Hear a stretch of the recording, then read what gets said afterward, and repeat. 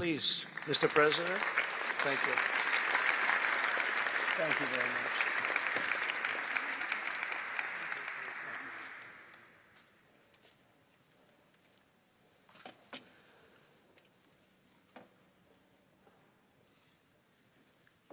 Excellency Donald Trump, President of the United States of America, Excellencies, heads of state and government and former heads of state, distinguished ladies and gentlemen, I want to begin with some words of thanks. First, to my fellow heads of state and government from Africa, your presence here confirms that these efforts enjoy the broad support necessary to succeed. I also thank Minister of State Kulaifi, representing His Highness Sheikh Tamim bin Hamad of Qatar. The role of Qatar has been absolutely central in getting us to this point.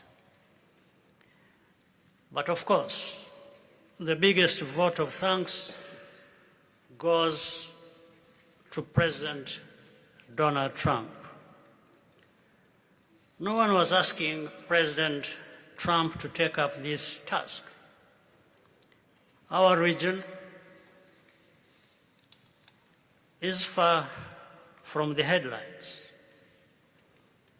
But when the President saw the opportunity to contribute to peace, he immediately took it.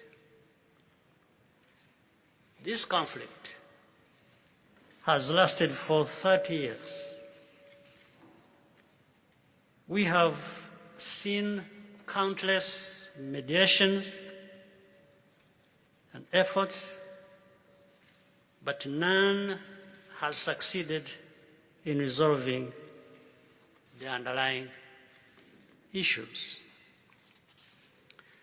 President Trump introduced a new and effective dynamism that created the space for breakthroughs. His approach is even-handed, never taking sides. He orients us toward the future, not the